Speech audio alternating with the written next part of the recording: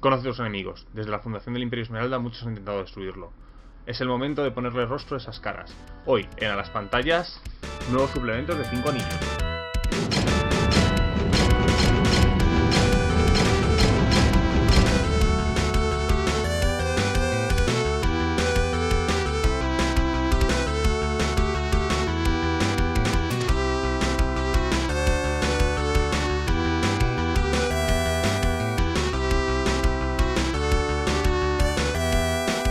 Buenas a todos, soy Ezcardan, continúo en esta serie de Leyenda de los 5 Anillos en el que vamos a reseñar los primeros suplementos de cuarta edición con Enemigos del Imperio y la pantalla del narrador. Bien, la pantalla del narrador es una pantalla que es exclusiva de la edición española y quiero recordar que francesa del juego. Ya sabemos que siempre se ha dicho que España es un país muy pantallero, en el que nos gustan mucho las pantallas y que se siguen publicando en físico. Esto en inglés ya es bastante más raro.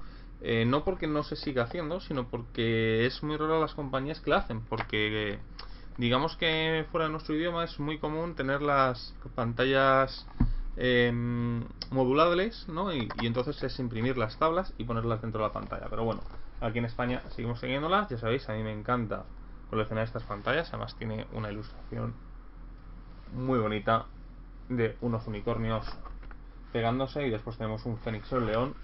Y es una batalla entre todos los clanes. En realidad hay un personaje de cada clan, ahí con lo que probablemente sea una doncella de batalla o una moto de parte central. La verdad, a mí la ilustración me encanta. El cangrejo también, que está ahí en la esquina con el subo, ¿no? Y tenemos también aquí, por ejemplo, un duelista Mirumoto enfrentándose a lo que podría ser probablemente un duelista Kakita. Y bueno, también tenemos aquí un fénix desatando todo su poder con sus hechizos. Ya os digo, mola bastante, es bastante interesante. Además, esta pantalla incluye una aventura, ¿no? Sangre, honor y acero, en el que, pues básicamente es una aventura introductoria, técnicamente la única que está en 5 anillos de esta edición. Y bueno, pues bastante básica, con un conjuro de Mahosukai, zombies, monjes malditos. Ya os digo, no es un gran que, la verdad, no, a mí no me gustó. O sea, está bien para enseñar los conceptos básicos del juego, pero me parece demasiado mística. Una cosa que tiene 5 anillos, y ya se vio en tercera edición, y cuarta obviamente es una de estas, es que la magia y el mito, ¿no? Y este tipo de cosas son mucho más comunes que los elementos mundanos, ¿no? Cosas como el bushido, la intriga de la corte, problemas de venganza, ¿no? Todo tiene que tener una especie de elemento sobrenatural a lo largo de todo Leyenda de los 5 Anillos, que a mí no me termina de gustar. No porque no me gusta lo sobrenatural, sino porque no tiene por qué estar detrás de todo. Parece que si no hay un Mahosukai, un Oni o un fantasma detrás, no se puede hacer una buena historia. Y yo, la verdad, estoy de acuerdo. Es por eso, por lo que no me gusta, porque es una de estas aventuras que muestran los cambios que hay en 5 Anillos. Por ejemplo, Código Bushido, a mí es una de las aventuras que más me gusta, pese a que tiene un elemento sobrenatural, llegado a cierto momento dado. Realmente es la historia de un Ronin, ¿no? De un Ronin que ha perdido la fe en el código del Bushido. Y eso es lo importante. No es, si es verdad, en cierto momento dado aparece un Oni, en cierto momento dado vemos algún elemento sobrenatural, pero no es lo importante en ningún momento. Son elementos de fondo. Incluso existen más para despistar que otra cosa. En el Velo del Honor, otras dos aventuras muy famosas, muy conocidas, que ha jugado mucha gente, lo sobrenatural es casi desaparecido, no tiene importancia. Es verdad que aparecen un par de elementos sobrenaturales, pero unas historias es una historia de amor y otra es una historia de una persona que comete errores, ¿no? Que es humana. Aquí ya parece que no. O sea, si no sabes usar Mahosukais, Onis, demonios o zombies, que como si no pudieras hacer una aventura de 5 anillos completa. Y eso es un error bastante grave que veo en las ediciones tercera y cuarta, ¿no? Pero bueno, aquí tenemos Enemigos del Imperio. Enemigos del Imperio podríamos decir que es el bestiario 4.0, ¿no? 5 anillos tiene 4 bestiarios, aunque uno realmente es un bestiario de D20, por lo que tengo entendido. El segundo. Y este es el bestiario que actualiza gran parte de las criaturas y elementos a cuarta edición. Es un suplemento irregular en el que, bueno, pues volvemos a asistir a este elemento de reconstrucción del antiguo pasado del juego, ¿no? En el que vemos las 5 razas, un montón de cosas que en ediciones pasadas no estaban definidas o estaban mal definidas y aquí terminan de cuadrar. Es decir que es un buen suplemento, fue el primero que salió, yo creo que fue para empezar el juego, estaba bastante bien, yo... Bueno, no sé si hubiera empezado por él, pero desde luego es un suplemento excelente en el que además pues vamos a tener bastantes cosas muy interesantes, así que bueno, vamos a analizarlas. El libro es bastante grande, tiene unas 300 páginas y empieza con con el típico relato que empiezan todos los libros de 5 anillos, un poco de cómo se calibran las amenazas y un poco de explicación que vamos a encontrar dentro. El primer capítulo es un bestiario en el que vamos a tener criaturas mundanas de Rokugan, desde primates, caballos, osos, perros, lobos, tiburones, tigres, zorros, tejones, un bestiario mundano de animales comunes que, bueno, pues puede ser útil, ¿no? Yo sí los he llegado a usar porque recuerdo una partida de caza, ¿no? En el que estaban cazando un jabalí y bueno, se ha llegado a usar.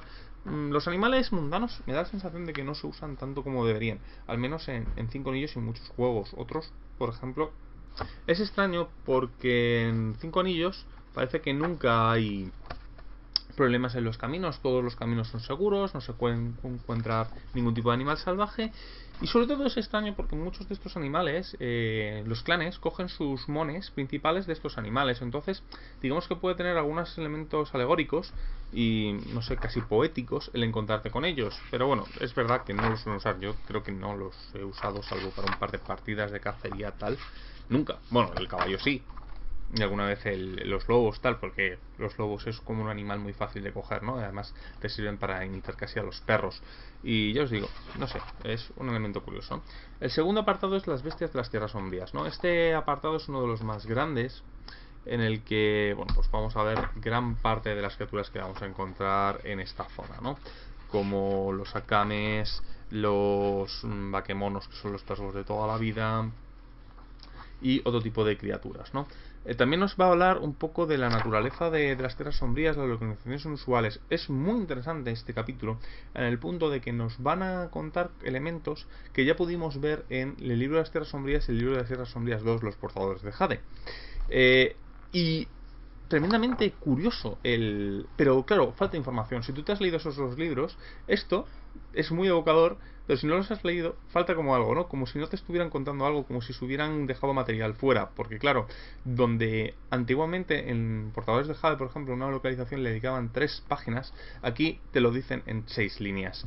Entonces es curioso, ¿no? Este tipo de cosas que tiene mucho, peca mucho la cuarta edición, ya pecaba un poco la tercera, pero la cuarta peca más, de no te explicamos cosas que te hemos explicado antes, pero si tú vienes de nuevas, conoces que existen, pero pierdes el detalle, pierdes el feeling, ¿no? De saber, por ejemplo, qué es el bosque de los árboles de sangre, o qué es el cadáver del primer Oni, o cuáles son los campos de los cráneos, ¿no? Aquí te vienen remenciados algunos de ellos, pero no bien sabes la historia, ni sabes todo lo que suponen esos enormes parajes y esas criaturas. Además, como le pasa bueno, también tienen los efectos de las tierras sombrías y un montón de efectos especiales que tienen sus tierras.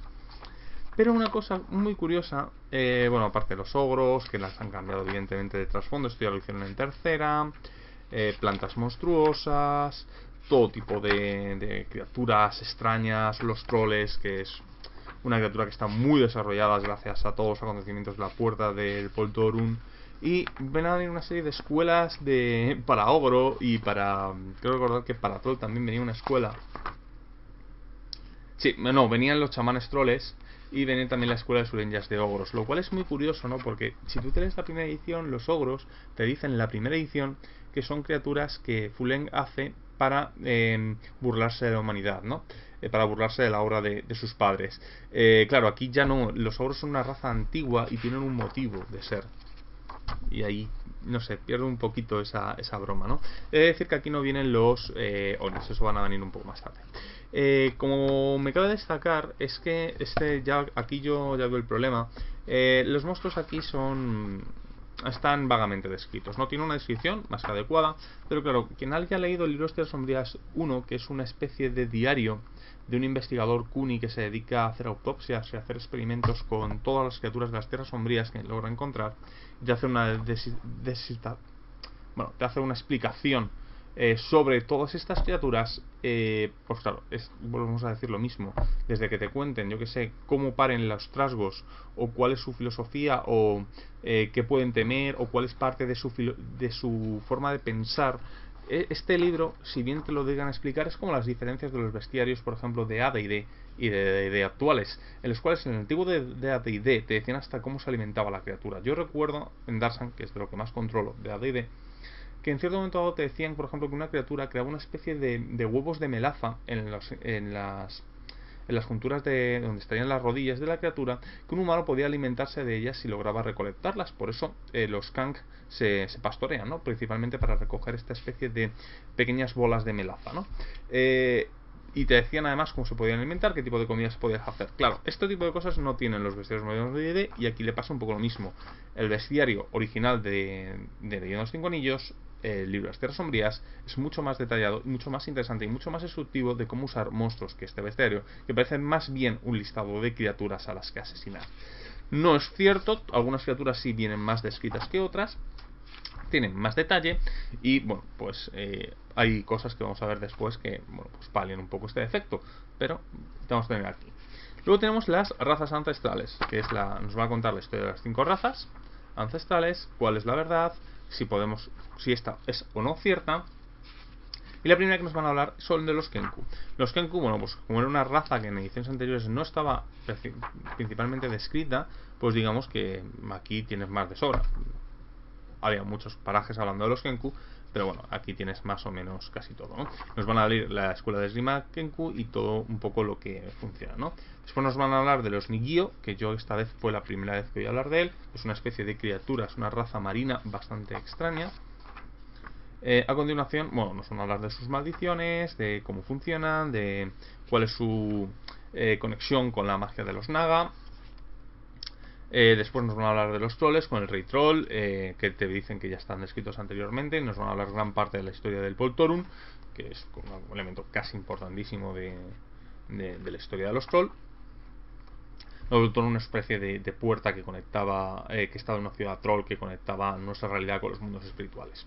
Los Kitsu y los Suno, que es la raza que casi extermina a Kodo, que bueno, parte de ellos hay 5 supervivientes que logran sobrevivir y se convierten en la familia Kitsu, y los Suno digamos que son la forma corrompida por la pesadilla. Los Kitsu es una especie de criaturas provocadas por los sueños, y entonces cuando el mundo del sueño se corrompe debido a la masacre de los Kitsu, pues se crean los Suno, ¿no? Que son estos Kitsu corrompidos. Nos van a hablar su historia, sus conjuros, sus estilos de combate, su magia y un poco sus motivaciones. Son unos personajes muy importantes en este momento de 5 anillos, pero la verdad a mí me parece que es un enemigo bastante, no sé, no me gusta.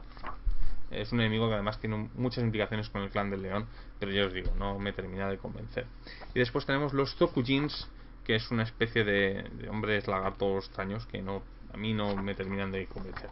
Es otra de estas razas que no he oído hablar de ellas en el mundo de 5 anillos hasta que aparecen. Después tenemos el capítulo de espíritu, en el que nos van a hablar un poco de cada reino espiritual. Todo esto de los reinos espirituales, después va a haber un suplemento que los va a dedicar muchísimo más esto. O sea, aquí te dedican más o menos una columna o 3/4 de columna a cada reino espiritual, pero después vamos a tener un libro en 4ª edición que nos va a explicar mucho mejor todo esto. Nos van a hablar de, por ejemplo, los espíritus cambiaformas, con un montón de reglas para poder crear los nuestros, porque claro, son importantes. Y luego nos van a dividir el bestiario por región espiritual. Todo el tema de las regiones espirituales, por cierto, es un elemento que está súper modificado. Es una mitología completamente nueva que empieza a aparecer en 3ª edición, y porque en 1ª y en 2ª utilizan una mitología completamente aparte. Y de hecho, el libro que hablo, en el que va a hablar de los reinos espirituales, que va a ser creo que el último que vamos a reseñar de 5 anillos, a menos que salga algún libro más o la 5ª edición salga en español en el futuro, te cuentan cómo usar la mitología de las primeras ediciones, lo cual a mí me resultó muy curioso, porque yo decía, cuando leía los mundos espirituales modernos, veía como que habían cambiado mucho, que había cosas que no se parecían, que no me sonaban nada, y ahí por fin te explican además el momento en el que hacen el cambio de mitología de los reinos espirituales. Y ya os digo, es un capítulo interesante, está curioso, tienes muchos tipos de espíritus, que vienen a ser un poco lo de que ya no podemos jugar a 5 anillos si no tenemos lo sobrenatural, porque tenéis el capítulo de espíritus y tenéis algunas cosas que los libros de los clanes, y ya descubres que como que los elementos más mundanos, más triviales, más costumbristas, podríamos decir, pues está eliminado por una especie de mundo super mágico que casi parece Eberron. Luego a continuación, pero porque no todo Witcherio vivimos, es los Collad. Los Collad, claro, es que aquí volvemos a tener un problema de lo que había comentado, ¿no? Los Collad eran un grupo de una conspiración que tenía un manual de 160 páginas dedicados para ellos solos, que es la guía del mercado de Rokugan que expliqué en el pasado. ¿Qué pasa? Que aquí los Collad, pues obviamente, pues no están tan bien descritos. Y si bien vienen muchas descripciones muy interesantes y algunas cosas actualizadas y puestas en el mundo más moderno, y te hablan de cosas como, por ejemplo, el clan del buey, o que es una creación artificial de los Collad para protegerse a sí mismos. Te hablan de la caída del templo oculto, te hablan de muchos elementos de la conspiración.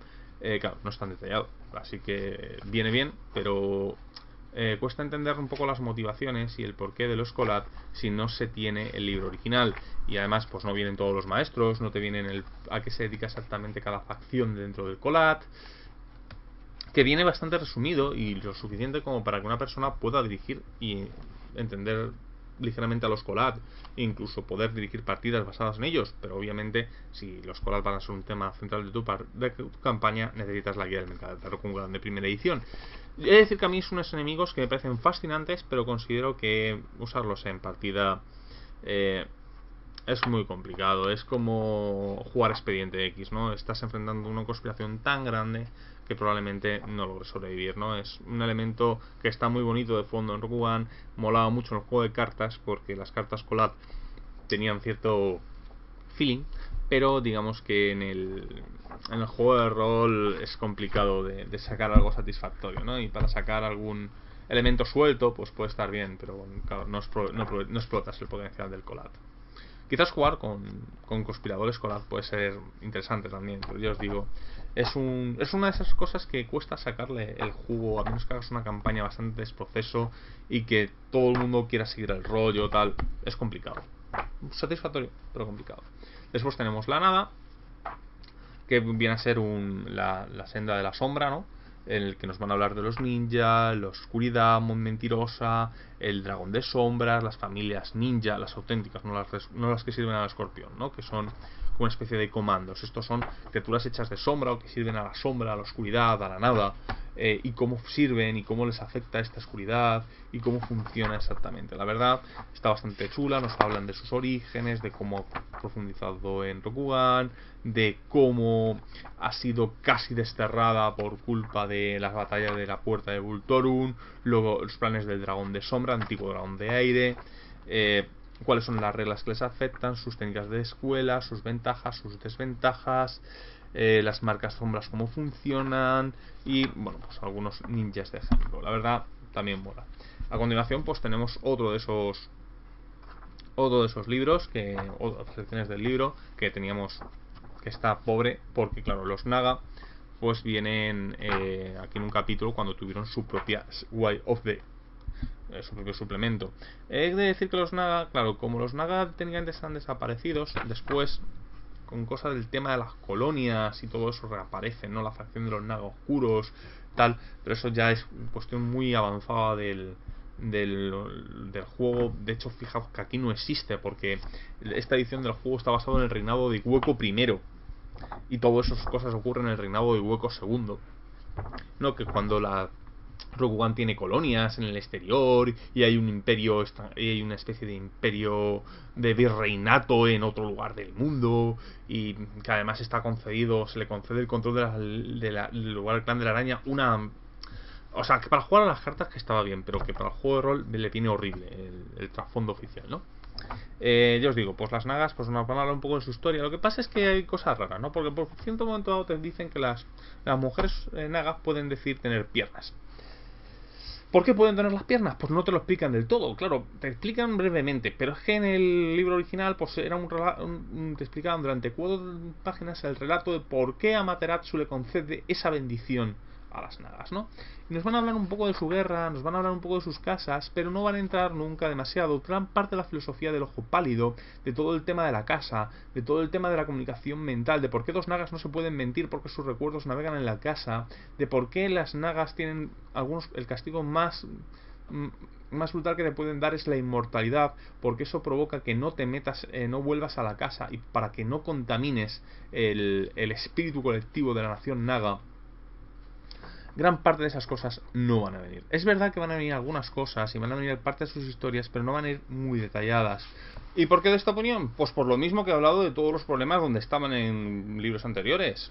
Cada familia naga, camaleón, constrictor, serpiente verde y cobra, todas tenían aproximadamente entre 4 y 6 páginas en la edición anterior, bueno, en primera edición. Aquí, claro, se fulminan todas las casas de las nagas en 2 páginas. Con lo cual, pues puedes jugar con nagas. Vienen reglas para jugar con nagas. De hecho, las reglas están bastante bien. Vienen casi todas. Te vienen gran parte de la magia de las perlas. Te vienen cómo hacerlo. Escuelas de sureñas. Personajes de ejemplo. Que no haya tantos personajes con nombre. A veces es positivo, a veces es negativo. Depende de lo que opines. Los personajes con nombre, lo bueno que tenían es que como tenían historias muy amplias, te da a entender ver cómo funciona la filosofía interna de los clanes y las tal. Pero bueno, que no me voy a quejar de que hayan desaparecido gran parte de los personajes con nombre, ¿no? Tampoco te cuentan muy bien la historia de la chica llamada Casa, ¿no? Que es el legado vivo de las nagas, ¿no? Pero bueno, eso también se olvidaron un poco en el juego de cartas, así que tampoco es un problema. Te van a hablar un poco cómo crearte personajes, como todo eso. Y ya os digo que está bien, está chulo. Puedes jugar con una naga usando este libro. Lo que pasa es perder este detalle. También las nagas es de decir que es un tipo de criatura que está contenida en un periodo muy concreto del imperio y que después digamos que desaparece. También he de decir que las nagas en cierto momento dado se sumergen en un sueño porque tienen que esperar una cantidad de tiempo para enfrentarse al supremo enemigo que se despertará dentro de mucho tiempo. Eso es debido a que parece ser que la mancha de las tierras sombrías y el equivalente a Fuleng, la criatura que realmente está por encima de Fuleng, vuelve cada ciclo, cada X cantidad de ciclos. Es muy curioso porque las nagas desaparecen y todo esto con Kalima, la diosa de la destrucción, que va a arrebatarle los poderes de la oscuridad a Fuleng. Pues digamos que podría haber sido esta trama de que las nagas volvieran 1000 años después para enfrentarse al supremo enemigo, pero una vez más pues desaprovechamos la oportunidad. Muy interesante esa trama. A mí me gustó, aunque bueno, como todo pues tiene sus aquel a ser el juego de cartas. Después tenemos los Nezumi, también tuvieron su libro. Yo creo que el libro de los Nezumi no me los leí, pues digamos que aquí viene pues mucha más información de la esperada, y supongo que gran parte de ello. He de decir que los Nezumi tienen muchísima información. Yo creo que viene más incluso que en los libros de primera edición sobre ellos. Y nos hablan de varias tribus, de cómo funciona un poco su sociedad. Es verdad que hay algunos detalles que se pierden, pero tienes bastante. Todo el tema de los nombres verdaderos, de su memoria, de los recordadores, porque los Nezumi tienen un problema, no pueden recordar, no tienen memoria a largo plazo, pierden sus recuerdos rápidamente, pero hay una serie de individuos que son los recordadores, gente que es capaz de recordar la historia de su raza y los recuerdos de la tribu. Son muy importantes porque de ellos depende casi el 90% de la estabilidad de los tribus, clanes de Nezulis, ¿no? Los Nezumi son un tipo de personaje que además tarde o temprano desaparecerá del mundo de 5 anillos, será olvidado. Y por un motivo, que es que tiene una especie de rencilla. Esta parte no me enteré muy bien, pero vamos, que digamos que los apartan de lado, ¿no? Es como este tipo de criaturas incómodas que tienes en tu universo, que se intentan... No pueden negarlos porque están ahí, pero digamos que los apartan en momentos históricos muy modernos. Es un poco como las nagas, ¿no? Todo el tema de que no son humanos, todo fuera. Queremos solo espíritus, demonios y todas las razas con las que los humanos pueden llegar a tener tratos o llegar a empatizar, nos las sacamos fuera rápidamente. El siguiente capítulo es el capítulo de los muertos. Los no muertos es todo el tema de zombies, espíritus, magia de la muerte. Obviamente Ichiban y los portadores de sangre tienen mucha importancia. De hecho nos van a contar aquí su historia. Nos van a hablar de los tipos de muertos, cómo usarlos en campaña. Varias criaturas como los ghouls, los Pernagolan, que es una especie de demonios que es una criatura, con cabeza de hombre, todos los órganos internos, ¿no? Y entonces vuelan. O sea, así es, vuelan con todos los órganos, los pulmones, los intestinos, todo vuelan, ¿no? Entonces, para poder mantener sus órganos bien, lo que se tienen que meter es una especie de tinajas con una serie de conservantes para poder sobrevivir. Es una criatura mitológica japonesa bastante chunga y que da bastante mal rollete. Bueno, nos van a hablar de un montón de criaturas no muertas y todo el tema. Esto es un capítulo muy importante para los portavoces de la sangre. A continuación ya tenemos uno de los capítulos, los grandes capítulos, ¿no? Los Oni. Es uno de los capítulos más grandes. A mí el capítulo de Oni, el problema del Oni es que se ha convertido en una criatura a la que tú temías, causaba mucha seriedad y que miedo y mucho respeto en primera edición, a parecer que es una criatura más. Es como si fueran monstruos de élite que están pensados para matarlo.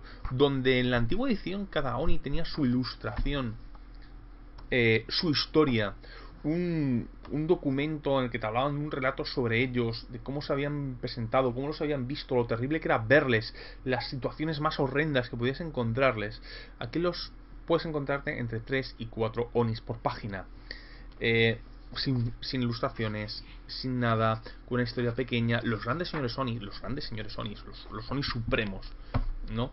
Que se les dedican una cantidad de información brutales sobre cómo se crearon, cómo se gestaron, quiénes son sus creadores. Aquí apenas tienen una circunstancia. La Fauce, uno de los enemigos más importantes de la historia de Gohan, la criatura que estuvo a punto de invadir el imperio después de Fuleng, tiene tiene dos párrafos de texto, aproximadamente un tercio de columna. Vuelve a ser lo mismo. Si tú no tienes los libros anteriores, es un gran libro. Si tienes los libros anteriores, y además los necesitas para tener portadas las reglas, ¿vale? Este libro es que necesitas portar las reglas de todas las ediciones propias a la nueva edición. Pero si tú tienes los libros anteriores, vas a tener un trasfondo mucho más rico, vas a entender mucho mejor los Onis y además te van a causar mucho más respeto. Aquí parecen como si estuvieras jugando a Monster Hunter. Son criaturas muy tochas, pero que te da la sensación de que las puedes cazar, que las puedes matar. Son criaturas dificilillas de todas maneras, o sea, aquí te pueden desgraciar fácilmente. Las herramientas modernas que tienen los jugadores de 5 anillos les permiten enfrentarse frío de condiciones, pero un grupo de 4 personajes bien construidos, tal que no sea de rango 1. 4 personajes de rango 3, medianamente bien preparados, que sepan que se van a enfrentar a unos, los pueden cargar. Un Oni en primera edición, un grupo de 4 jugadores de rango 1, de rango 3, no era una merienda, pero los jugadores lo tenían jodido, A continuación tenemos los perdidos. Los perdidos son los samuráis que han caído, pero que no se han convertido en no muertos, sino que o criaturas sin mente, sino que han logrado conservar parte de su humanidad. Es decir que estas criaturas van a tener sus mejores desarrollos en otros libros. Aquí vas a tener parte de ello. Y vas a tener cosas muy importantes sobre su cultura, sus familias, cuál es su mentalidad. Yo veo un defecto, ¿vale? Esta gente sigue una serie de preceptos y un código Bushido especial que no viene. Es decir que esta gente además en la época de las colonias tendrá una importancia y el gobierno de Iwoko primero va a tener muchísima importancia. Pero aquí digamos que está bien. Estos son lo que eran los antiguos Aksukai, creo que se llamaban, o Akatai, que eran unas criaturas, los señores supremos de las Tierras Sombrías. Eran gente como Motosume, gente con una capacidad destructiva, unos poderes especiales. De hecho, ahí el juego escalaba de mala manera. Es uno de los primeros momentos cuando aparecen esta gente en el trasfondo de 5 anillos del juego de rol, donde vamos a empezar a ver la alta fantasía. Se va a cambiar esta baja fantasía, esta fantasía más mundana, asiática, a unos elementos más wuxia por culpa de ellos. Y el Clan de la Araña es uno de los resultados que llevan, ¿no? Portavoces de la Sangre viene a complementar el capítulo de Muertos Vivientes, en el que nos hablan de los hechiceros que sirven a Ichiban y todos los seguidores de estas tácticas de Mahosukai, ¿no? Un poco su historia. Esta está bastante bien contada, es decir, claro, los Portavoces de la Sangre tenían su capítulo al final de de la tumba de Uchiban, en el que te explicaban gran parte de la organización. Hay algunas cosas, detalles que se saltan, pero digamos que es quizás uno de los más completos, te permite perfectamente llevarlo, y si además tienes el libro de los 4 vientos, pues terminas de tener una visión completa de toda la historia, acontecimientos de Uchiban. Es verdad que hay algunas cosas de Uchiban que puedes llegar a perder, pero bueno, quizás está bastante bien, es un capítulo bastante completo. El libro va a acabar con los Ronin. Los Ronin es un capítulo extenso que nos hablan de hablar de los hombres ola. Obviamente la senda del lobo es mucho mejor para entenderles, pero nos hablan un poco de estos Ronin. Es decir, que no importa, porque los Ronin van a tener su propio capítulo después en el libro de Secretos del Imperio. Nos van a hablar de sus hermandades, de varios Ronin famosos, de algunas escuelas, algunas técnicas especiales y un poco cómo funciona. Una vez terminado esto, pues ya pasamos al apéndice, en el que nos van a habilitar una tabla de encuentros con Ronin, unas tablas de encuentros con faunos salvajes, con espíritus y tablas de encuentros aleatorios en tierras sombrías. Basándome en lo que dicen en la primera edición, encuentros aleatorios producen muertes aleatorias. Podéis usarlo, no hay ningún problema, pero como todo, con cuidado y conciencia. Y esto es todo. Esto es todo lo que se basa cuarta edición Leyenda de los Cinco Anillos en estos dos libros. Lo siguiente que veremos será Grandes Clanes, quiero recordar. Y bueno, el siguiente libro que voy a reseñar en el canal, para dar un vídeo despacio, va a ser, no sé, probablemente un básico de algo que solo exista el básico. He pensado Union World, pero aún lo tengo que plantearme. Por lo demás, soy Ezcardan. Hasta la próxima.